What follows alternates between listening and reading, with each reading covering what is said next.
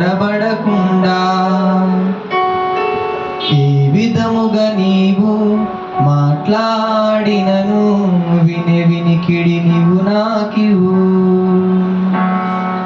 ఏ విధముగా నీవు మాట్లాడినను వినికిడి నీవు నాకివు.